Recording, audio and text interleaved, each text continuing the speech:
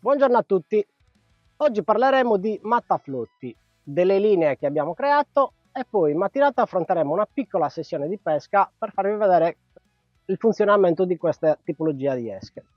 Abbiamo creato 5 linee totali per la nostra collezione. Una linea base che ho differenziato con colori scuri, colori intermedi e colori chiari.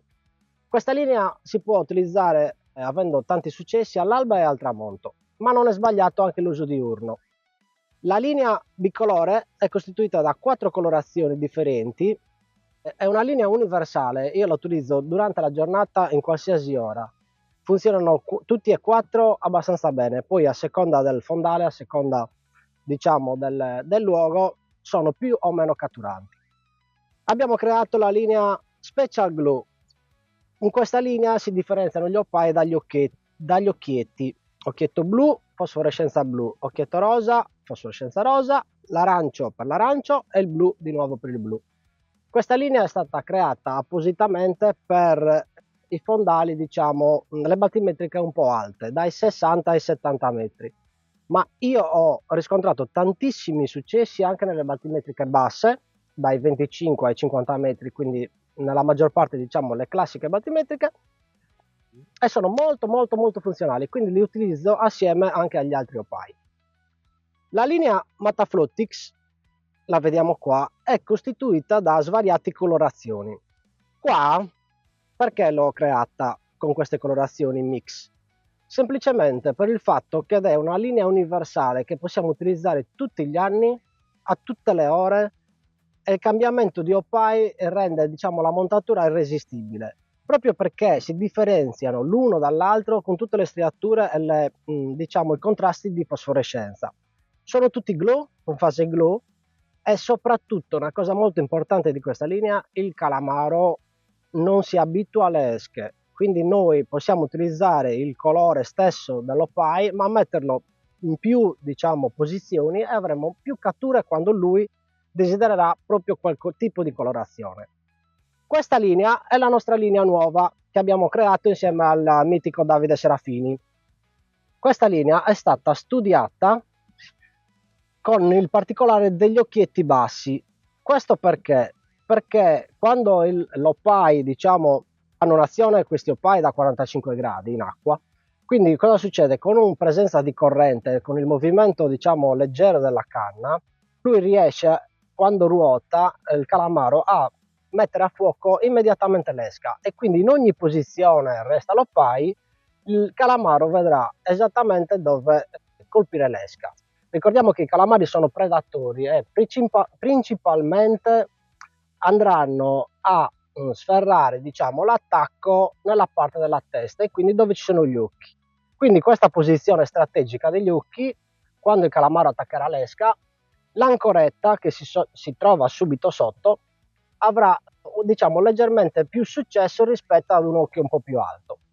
Ricordiamo che questa linea io ho notato comunque, perché l'abbiamo usata già un anno intero, nelle prove, qua il calamaro attacca per caccia, lo prenderemmo l'80% delle volte con i tentacoli lunghi, proprio perché questa idea degli occhi è stata veramente, diciamo, un successo enorme. Che dire di queste esche? Abbiamo 4 fosforescenze differenti per le varie battimetriche, quindi una linea abbastanza completa.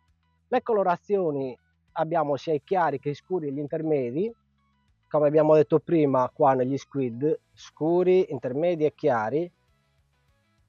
Questi sono diciamo la base dei colori, poi in base a queste colorazioni vi potete regolare con tutto quello che abbiamo creato, che per differenziare i colori chiari e i colori scuri. Ora vi mostrerò un attimo come funziona un mattaflutti da fermo. Ricordiamoci che i mattaflutti, avendo un'azione da 45 gradi, un peso piuma, perché lo definisco un peso piuma, è leggerissimo, non ha bisogno di grossi strattoni e di grossi movimenti del tatacchi.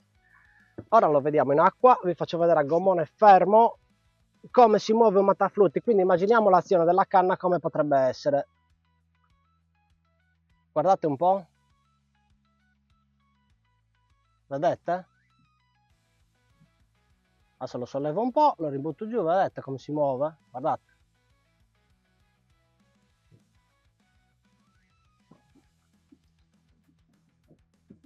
Vedete come sono disposti nel terminale?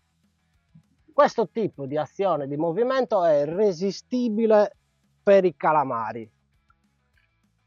Ora noi affronteremo una piccola sessione di pesca, andremo a pescare con qualche Matamix e con qualche bicolore.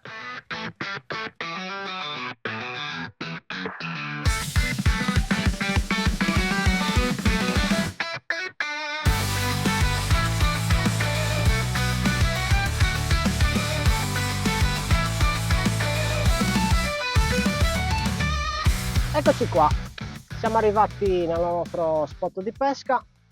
Vi mostro la nostra montatura di oggi, almeno per la prima oretta di pesca, poi iniziamo a cambiare i colori, a vedere quello che mangia, quello che non mangia, quello che vuole e quello che non vuole.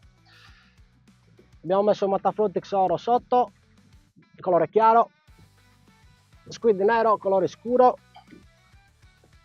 Mataflutix verde, kiwi, modello kiwi, e questo è un colore, diciamo, intermedio lo chiamo io, perché è un po' tra un chiaro e un scuro.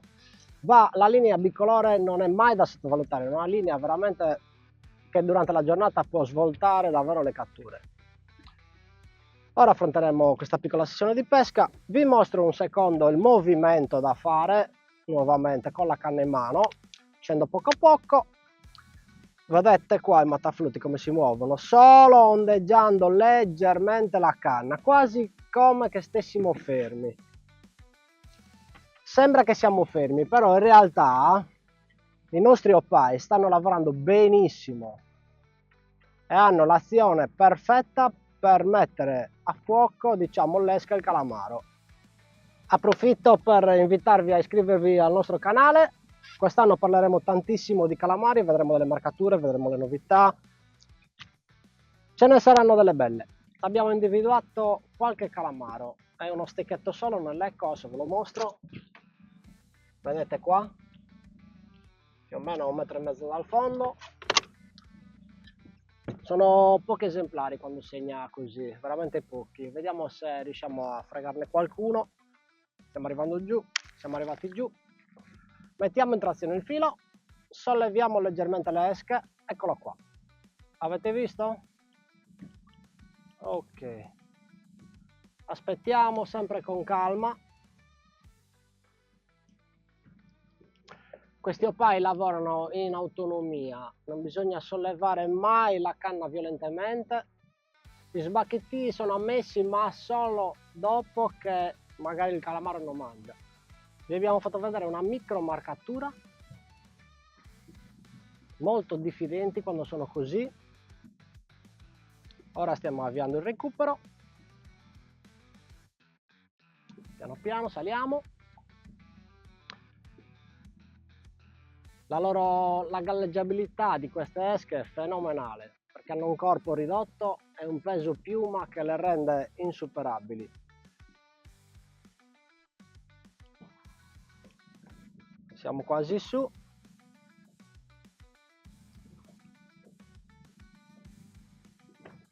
Arriva. Vediamo se ha mangiato chiaro scuro e da lì poi ci regoliamo la pescata. Eccolo qua. Vediamo un po', ha mangiato al nero. Quindi noi cosa faremo adesso? Andremo a mettere solo un altro pai.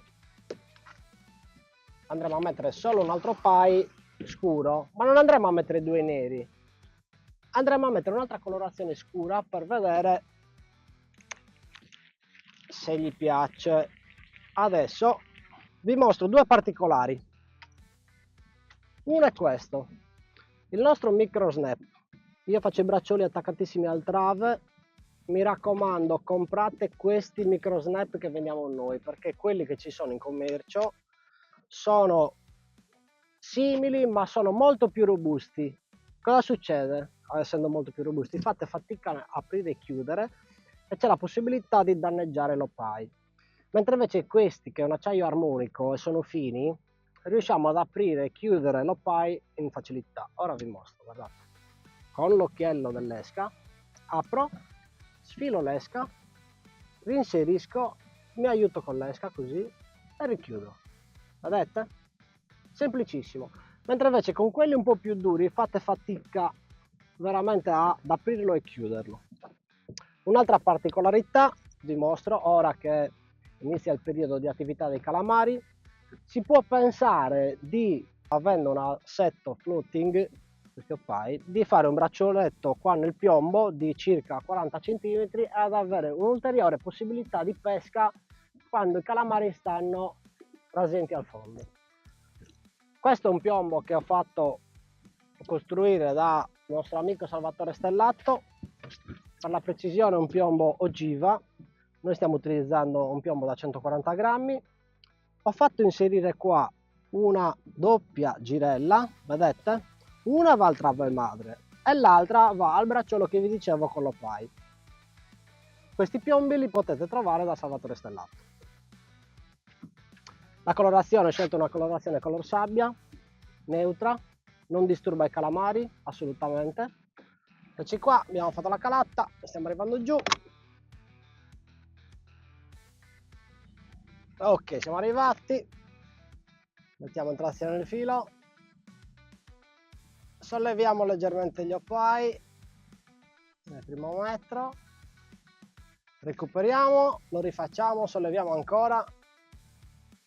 Stiamo controllando i primi 3-4 metri. Eccolo, si è appoggiato leggermente, l'abbiamo sentito subito. Eccolo qua, il calamaro. Facciamo stancare, le prime sifonate le facciamo fare sempre a lui, noi rimaniamo fermi in modo tale che parte della sua energia la scarica subito, così in risalita siamo tranquilli.